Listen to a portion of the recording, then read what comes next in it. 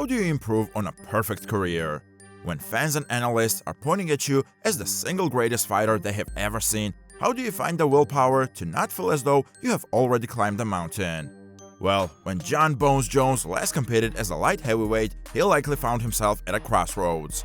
After going 5 hard rounds with Dominic Reyes in a controversial win that really made some of his former fans turn on him, Jones was left watching as some of the fighters who came up after him were starting to make waves. Though Jon always made good money as a champion, watching someone like Conor McGregor rise up and become a multimillionaire must have been tough. Because for as rich as Jones is, there's no doubt that he's underpaid. So instead of continuing to fight on his original deal, Jon went directly to the UFC and asked for his own slice of the pie, calling for Deontay Wilder money. He is the divisional GOAT after all. Well, Dana, being the businessman that he is, didn't take kindly to this and proceeded to drag Jones's name in the dirt, doing his usual routine when a fighter disrespects him. Yeah, it's fun working out in the gym in the morning, seeing tweets from Jon Jones saying I'm lying. We have text messages from Jon Jones. What I'm saying is true. We have text messages from him, but I'm not going to do that. I'm not going to put his text messages out. So Jon decided to sit out and bide him time, letting the light heavyweight division come under new management, instead focusing on a move to the uncharted waters to the heavyweight division. And like many other fellow GOAT candidates, moving up in weight was always going to be the biggest question. George St. Pierre managed to do it, winning the middleweight title after 3.5 years on the sidelines.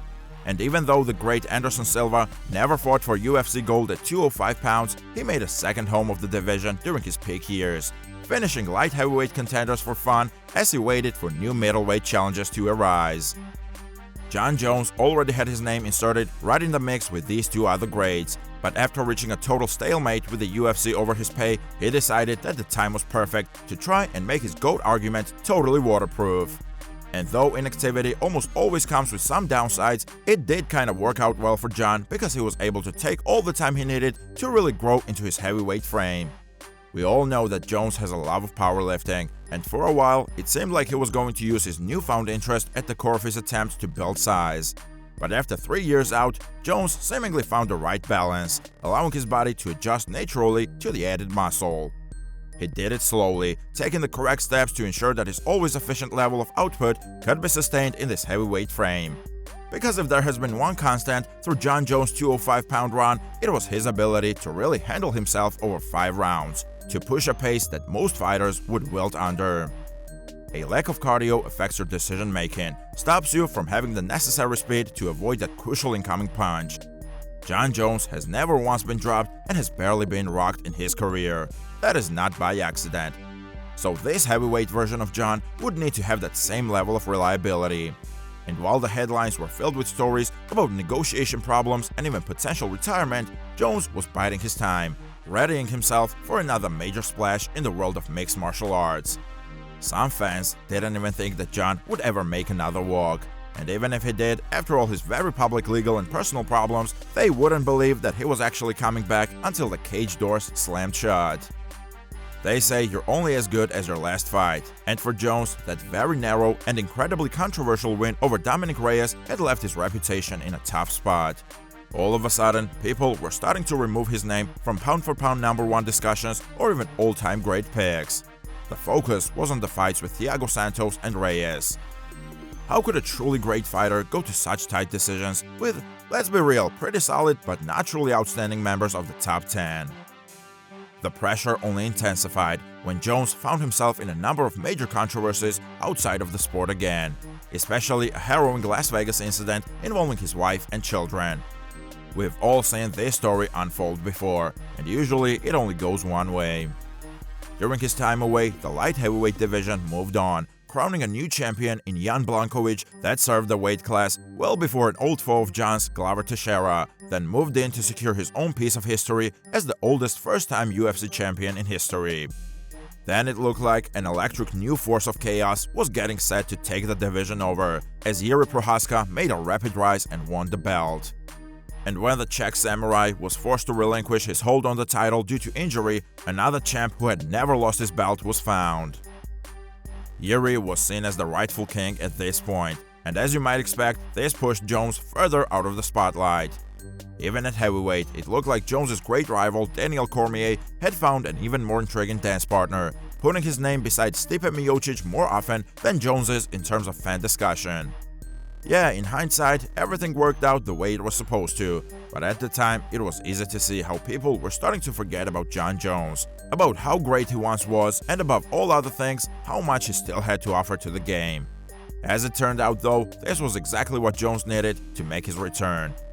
Time is a valuable thing, and as the pressure on him loosened, the freedom that Jones had to take his time in making his return only grew. As 2022 came to its close, slowly we started to get proof of Jones's commitment to the fight game. More footage of him training and sparring began to circulate, and with the heavyweight title in the possession of the hard-handed Francis Ngannou, the division seemingly looked set for perhaps the biggest and most difficult to predict fight in its history. But as we all know, after narrowly beating Ciryl Gane to defend his title, Francis would leave the UFC in a dispute that shook the division to its core. After asserting himself as the #1 fighter in the division in his absence, it would be the Frenchman Gane who had done enough to warrant a third shot at UFC gold, including his past interim title fight.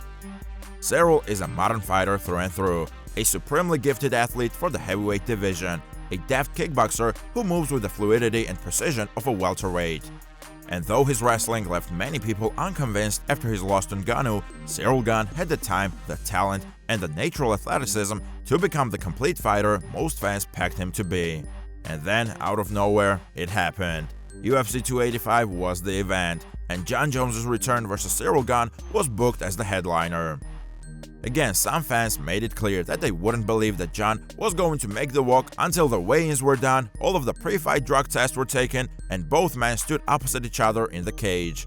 But in general, people started breaking this fight down immediately. Surely, ring rust would be a factor. Surely the time spent adding all of his muscle would only hinder Jon's chances of being a legitimate heavyweight fighter.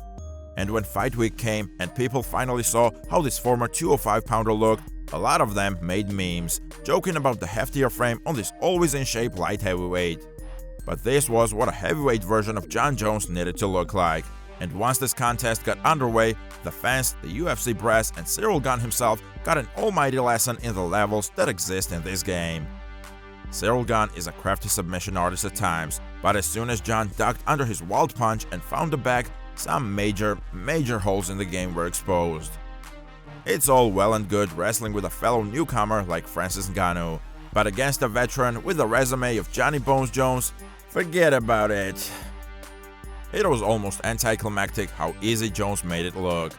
A 2-minute finish of the best UFC heavyweight in the game should not have happened, but here we are talking about Jon as the baddest man on the planet.